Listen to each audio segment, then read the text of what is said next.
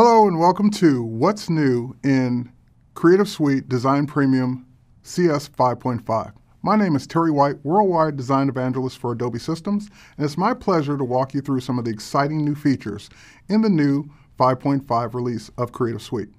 So with that, let's start with EPUB production or ebooks.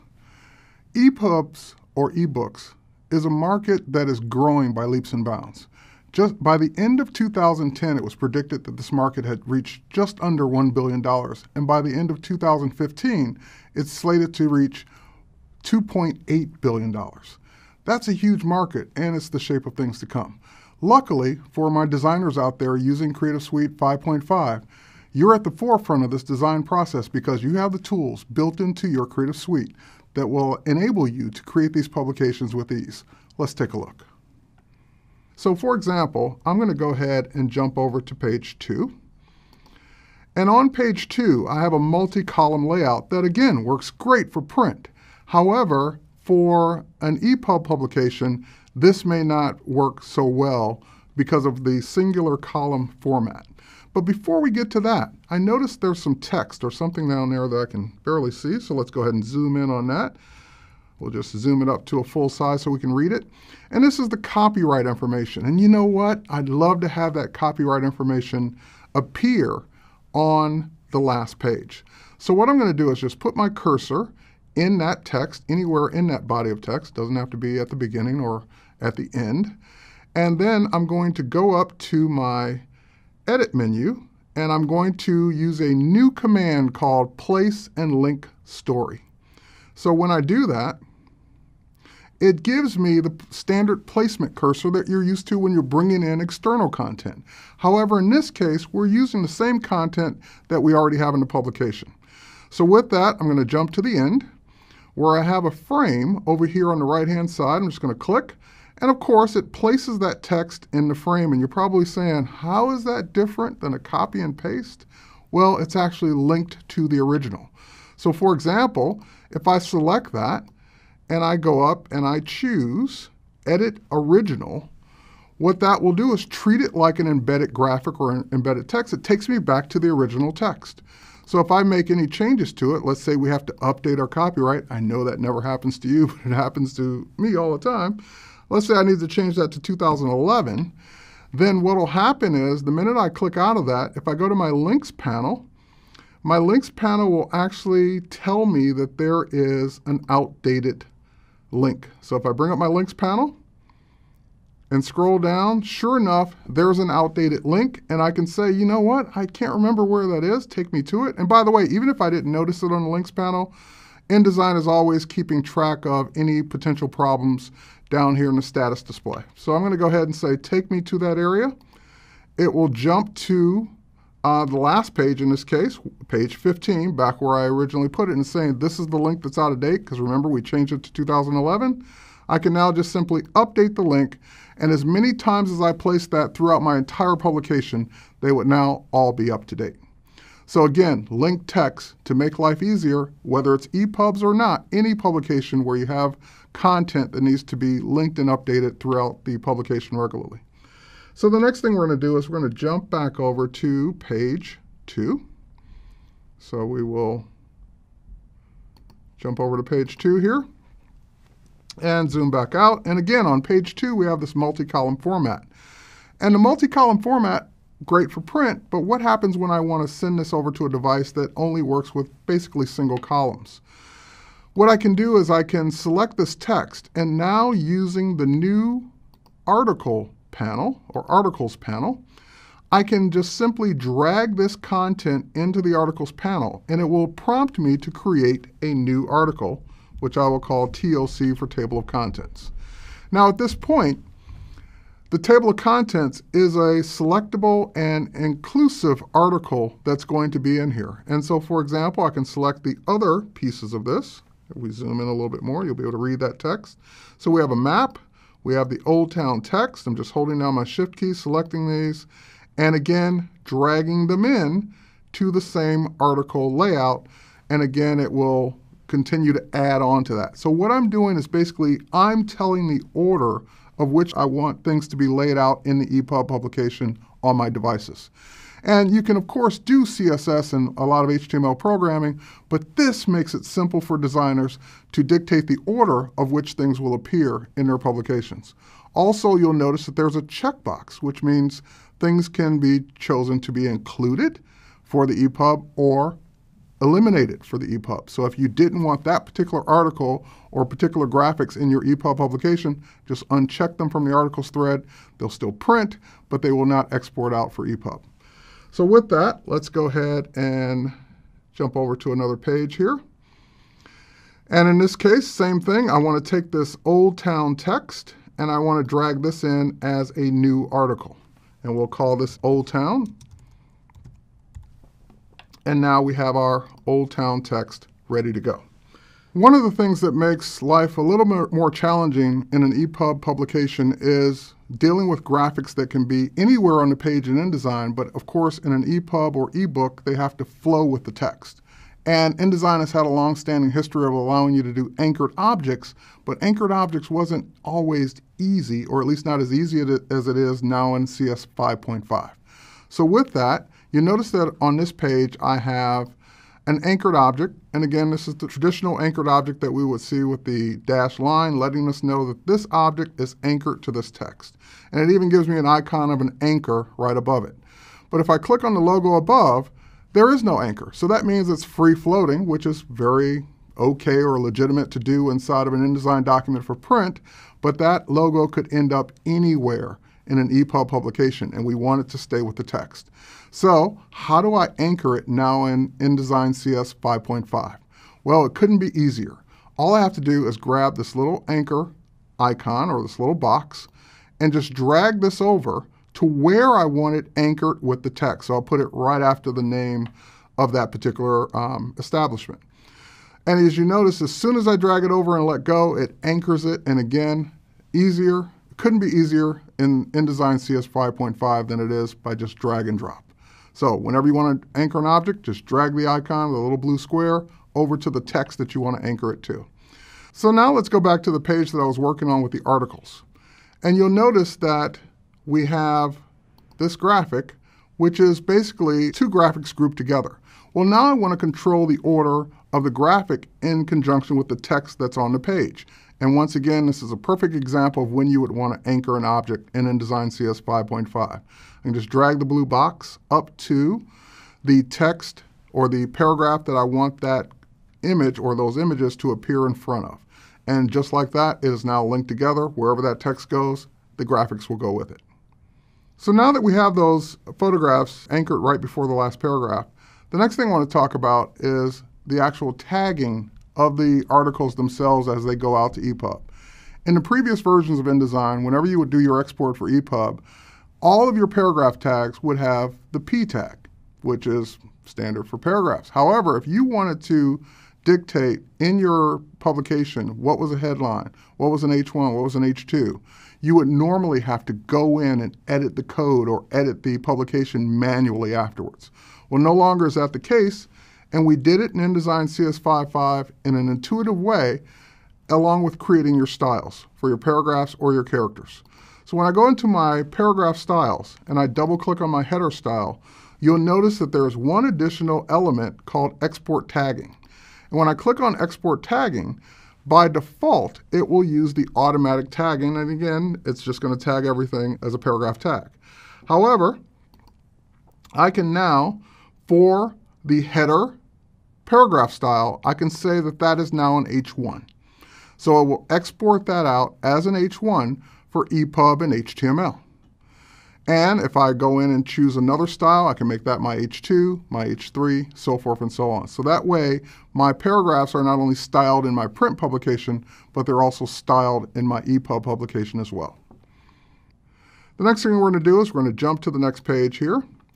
And on this page, we have an image that is fairly large, and depending on the size of the screen for your device, it may be too large or too small. And that, again, the problem with EPUBs is you don't know what size the device is that the person is going to be looking at it on. So in this case, I want that graphic to dynamically size. If it's a small device, I want the graphic to be smaller. But if it's a larger tablet-sized device or horizontal device, I want it to be larger. Well, now I can control that in InDesign CS5.5.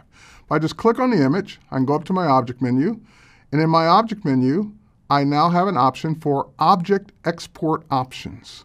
And when I choose this, as you may have guessed, I have the options for EPUB and HTML. So I can set my own custom rasterization for that particular object. And by default, things go out at a fixed size. But in this case, I can now say relative to the page width. And more importantly, these devices are coming with higher resolutions. So no longer is 72 pixels per inch enough for some of these devices, especially that have a high resolution display, or in the case of the iPhone, a Retina display. So in this case, I could pump it up to 150, which will look better if the device can handle that resolution. And if not, again, it's going to be relative to the page width. It's going to scale it down if need be. So just by choosing that one option, I've now made this one graphic scalable based on the size of the device that it's looking at or being looked at on. So now let's take a look at one of the most requested features for working with EPUBs inside of InDesign. In InDesign CS5.5, we now have the ability to work with video going out to the EPUB format. That's right, officially in EPUB Standard 3.0, video is now a supported format. And that means on devices that support video, like the iPad and iPhone and the iBooks app, you can now place those videos in InDesign CS5.5 and actually have those videos go out to EPUB format. Let's take a look. So I'm going to go ahead and jump over to page 7 here. And on page 7, I have a placed video. It's actually a placed MP4 file, which is, of course, compatible on many devices. With this video, I can actually go to the media panel. I can play the video, pause the video, scrub through the video. Once I find a good spot in the video, I can actually make that spot the poster frame, the actual image that people will see. And with that, we can actually do a controller. We can either have it just autoplay with no controller, or we can do a skin all over, which means that the person will be able to either tap to bring up a controller, including going full screen, or they'll be able to go in. If this publication appeared as an interactive document on a website, just hover over the video and the controller will come up as well. So we have the ability, of course, to show the controller on rollover. So with that, now when we do our export, the video will actually go out to EPUB format. And again, on devices that support video, the video will be there and playable on those devices. So let's take a look at the export menu now in InDesign CS5.5. So we're going to do an export. And export for EPUB is a first-class citizen under the export menu now. We'll just go ahead and click Save, replacing the one we already did. And with that in mind, the first thing we'll take a look at is, again, another popular requested feature from the previous versions of InDesign. With InDesign CS5.5, we can now dictate what the cover image is going to be for our devices. For example, when you look at your publication in the iBooks app on the iPad, you want to actually see a thumbnail for your publication, and again, the thumbnail that you chose. So how do we do this? We can rasterize the first page. That works, but it's probably not the best option. My favorite option is actually to go in to Photoshop and design a thumbnail that looks good small. So with that, once I make that thumbnail, I can actually go in here and choose it. And as you can see, that's the thumbnail that I want to use. And when I go ahead and click Open, it will now reference that thumbnail so that when I do my export from InDesign, it will actually export the EPUB with the appropriate thumbnail written to the code appropriately. So with that, we also have the ability under the Image tab, as we saw before, to change the pixels per inch for higher resolution devices, as well as choosing how our images interact with those devices, whether they're relative to the page in size, or which is the new option, or a fixed size, which is the old option or the old way we used to do things. So with that, now we can go ahead and export out our EPUB and sideload it onto our devices. Let's go ahead and take a look at what it actually looks like on an iPad. All right, I know I said iPad, but first let's take a look at how our EPUB looks on a smaller device like the iPhone. I'm in the iBooks app on the iPhone. There is my book, my thumbnail that I created. If I go ahead and tap that, it will go ahead and launch the book. And again, I can just flip through the pages. And again, the layout is exactly as I dictated in InDesign using the articles panel. Again, for a smaller device, this is extremely important because there's just not as much screen real estate. If I keep going, I can get to the two images side by side. I can get to the larger image, which by the way is now set that it goes larger when the device is rotated horizontally versus vertically. Just have it flip around there. And we can keep looking at the content here, but let's go ahead and look at it on something larger. All right, so now let's see what it looks like on the actual iPad. Now we have the iPad here, and I'm back to the table of contents because I actually want to use the hyperlinks to jump to the film festival. So I tap the film festival, and you might imagine what I'm looking for. That's right, I'm looking for the video. And with the video, I can actually play that video back on the iPad in line, but more importantly, I can go full screen. And when I go full screen, it's not just a vertical experience. I can actually go horizontal as well. So that's just a quick look at working with EPUBs and eBooks out of InDesign CS5.5. Now, of course, with InDesign CS5.5, you have the ability to create publications for print, interactive publications for the web, and now interactive publications for tablet devices such as the iPad, the multitude of Android devices like the Motorola Zoom, and of course, the Playbook. So with that in mind, let's take a look at how this whole workflow works. So let's start with an InDesign document that I have open here. I'm going to go ahead and scroll through it, and as you might notice, I'm in my interactive workspace. And of course, the interactive workspace is not new to CS5.5, but there is one new addition, one new important addition, and that is the addition of the overlay creator.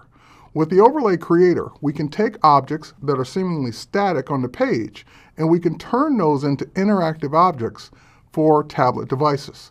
So for example, I have this, again, it looks like a still photo, but actually when I open up the new overlay creator panel, we can see that this is set to be a 360-degree view. That's right, it's basically the photograph of the bike at 360-degree increments or angles that we can now go ahead and make interactive. And again, I get to control all of that inside of InDesign CS5.5. So for example, I can choose what will be the first or initial image. I can choose whether or not it plays on load, so the minute the person swipes to that page, the bicycle will start spinning around. Or I can choose to have the person swipe through it, tap to play or pause, so forth and so on. So again, with this overlay creator, I can build upon the tool set that's already in InDesign CS5 with CS5.5 and make things interactive directly inside my InDesign document so that they go out to tablet devices. So for example, if we continue scrolling through this, one of the other examples here is that we have a photograph that is really a slideshow. When we click on this and we look at our object states, which were introduced in InDesign CS5, we have the ability to take multiple objects and stack them together, but now with the overlay creator, we have the ability to turn that multiple stacked object, or the object states, into a physical slideshow. So again, you control how it works. Do they tap it and it just starts to play? Do they swipe through each photo? Do you set up buttons that change the states? It's all up to you with InDesign CS 5.5. So let's go ahead and scroll through this content. And one of the other things that we can see here, there's another slideshow, or actually the ability to zoom in. So in this case, we have a photo that we can see the photo zoomed out, but what if you wanted to actually zoom in on the artwork? Well, if we click on this photo, and again, we go to the overlay creator, we have the ability to choose a pan and zoom. So if I choose pan and zoom, then the user will be able to tap and the photo will zoom up to its full resolution and pan their way around inside the photo directly inside their tablet or on their tablet devices. So with that, there's one more thing I want to show before we actually go and look at it on the iPad, and that is this interactive map or this interactive display. Now in this case, we've done something pretty clever using some of the features that were built into InDesign CS5 and of course building upon those features in CS 5.5. We have another object state here, and again a stack of photos, but in this case, instead of swiping through or having a slideshow play, what I'd love the user to be able to do is tap on different pinpoints of the map to show that location's photo. So in other words, each one of these is a button all set up in InDesign, and the button is set to go to a particular state of the object stacks. So with that, we can have the user tap to go to a specific spot and actually show that spot right on the tablet device. So now that we've seen how to build the interactive publication in InDesign, what if you wanted to test it first? What if you wanted to make sure it was doing exactly how you programmed it or set it to do inside of InDesign? You want to test your interactivity. You want to test that map to make sure it all worked.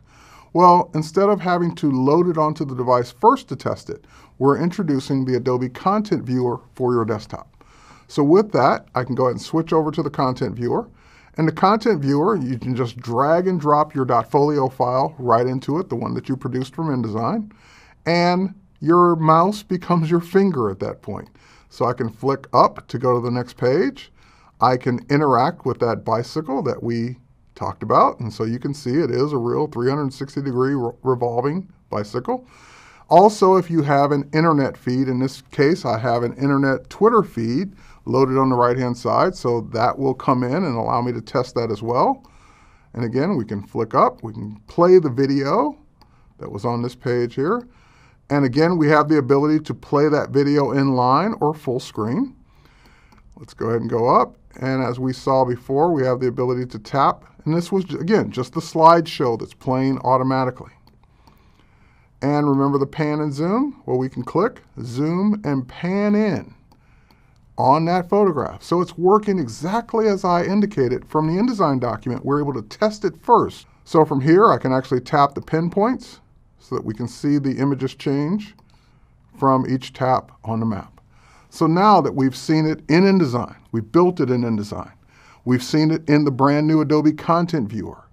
Now let's take a look at how this looks on a device like the iPad. So here I am on the iPad, and I'm just going to go ahead and launch the free Adobe Viewer. This is available on the App Store, so you can download it today. And once the viewer comes up, I see my document. So I'll just go ahead and tap View. And again, the same experience that we saw in the Content Viewer. I can flip up to go to the various pages. I can interact with the content, such as the bicycle that I can spin around. This is working great. I also have the table of contents or the thumbnail that we saw there earlier. And let's go ahead and flip up here. We have our video. And again, we're playing the video in line, but of course, using the overlay creator, I can also have that video play full screen. So I can tell it what to do inside of InDesign CS 5.5, and of course that translates to the tablet device both horizontally and of course vertically and horizontally. So let's go ahead and come out of full screen on that. We'll go ahead and pause it. And you notice I'm horizontal now, but I can continue reading my content, reading my document. So we can tap to play the slideshow. And again, this was the slideshow that we set up in the overlay creator that's just going to auto-play when the person taps on it. We can also go to the photo that we want to zoom in on. We can tap the photo, and it will load the larger version that we can pan around, we can pinch, and zoom. And this, again, was a popular request. People wanted to be able to zoom content inside of their digital publications. So again, my favorite page in the spread or this publication, the interactive map where you tap the pins on the map to change the photo. So we can go to the map, we can tap on different pins and see those spots on the map, the actual photos that represent those locations. As you can see, we have taken the content that we started with in InDesign CS 5.5 and we took it out to EPUBs earlier, ebooks, and now we've taken it to a digital publication using the overlay creator to add the interactivity for tablet devices that allow a touch interface, such as the iPad or the multitude of Android devices or the Playbook.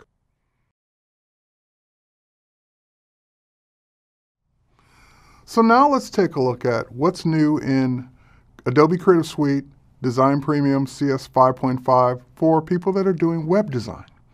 And of course, with the web ever evolving, ever changing, HTML5 has become a very important aspect of web design for designers, and of course Adobe providing the best of breed tools for your web design work HTML5 is a part of that, and CSS3 as well.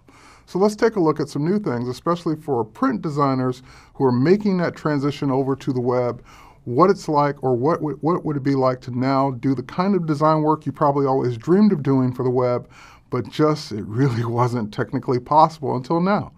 So I'm here in the new Dreamweaver CS5.5, which is a part of the Creative Suite Design Premium CS5.5. And what I'd love to do is start from the beginning. What happens when you want to create a new web page? What do? Well, let's start with the comp. In other words, I know that I need to create a web page, but what does that web page need to look like? So for that, I'm going to switch over to Acrobat. I'm in Acrobat 10, and I have a PDF on screen that my client delivered and said, I want my web page to look like this. And maybe the designer mocked it up and kind of thought, hey, this would make a great looking web page. The problem with this web page is that it's doing all kinds of things that would be bad in the web of yesterday. But with Dreamweaver CS5.5, HTML5, and CSS3, these things are possible today. For example, you'll notice the banner at the top looks like it has transparency in it. Well, how would you do that before? You'd have to go into Photoshop and composite an image together, and it would be a static image that you would put together with that transparency. You'll also notice that these columns or these borders are rounded. Again, a concept that is new or didn't exist before HTML5. So how do we do this in the new Dreamweaver CS5.5? Let's go ahead and take a look. So let's go ahead and open up that page from our site, and as you can see, it looks very much like the PDF, but there are some things that need to be addressed. First of all, I don't see any transparency. I don't see a lot of things. I'm seeing all these lines and borders and things that I probably wouldn't see on the web, and there's a quick fix for that. It's actually the Live View button. By pressing the Live View button, what I've just told Dreamweaver CS5.5 to do is enable the WebKit renderer. The rendering engine, the same one that's powering Safari and the Chrome browser. So with that engine in place, I'm actually rendering this page the way it would look on the web, but I'm not having to go out to a browser to see it. I can do that right inside of Dreamweaver CS5.5.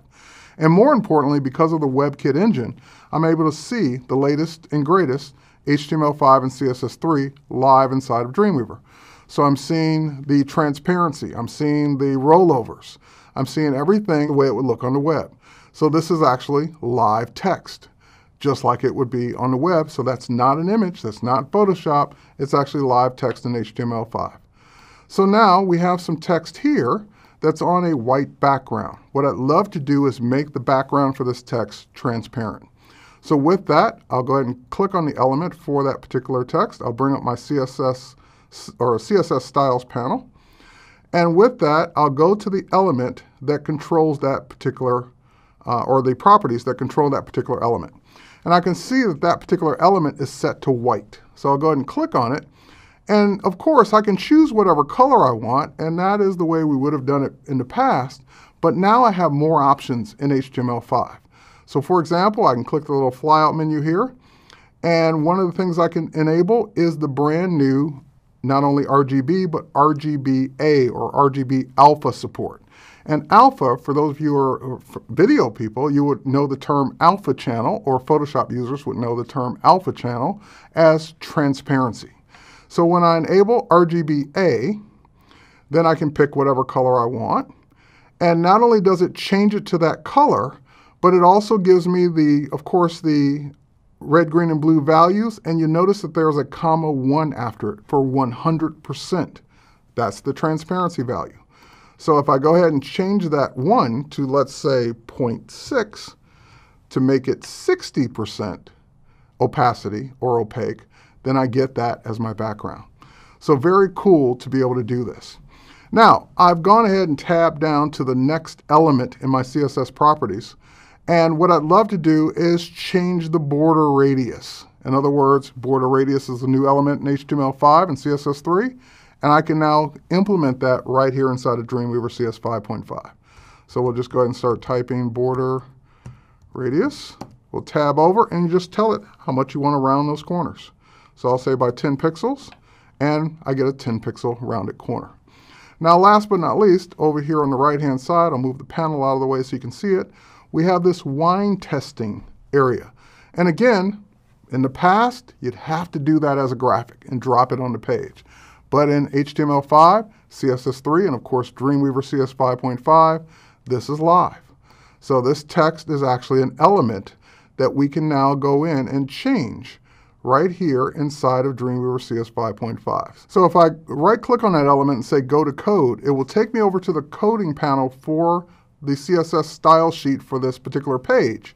And in the code, I can see that element, but more importantly, I can see the rotation of that element.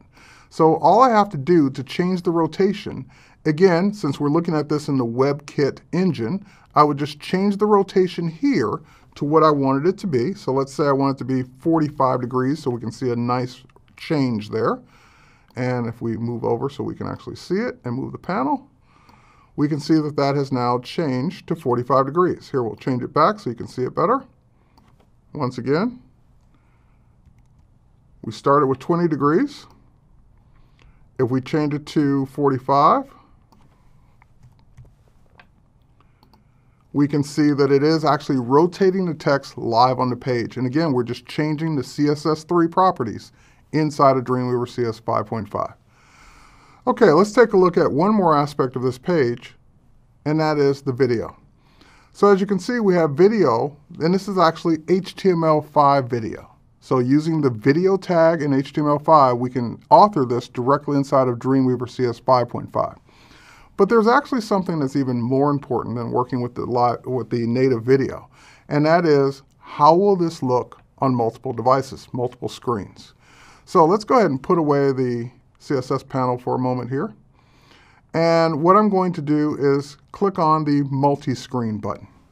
And what the multi-screen preview will allow me to do is preview this layout for multiple screens. So for example, we have the three most popular screen sizes here, and that would be a phone, a tablet, and down below, a desktop.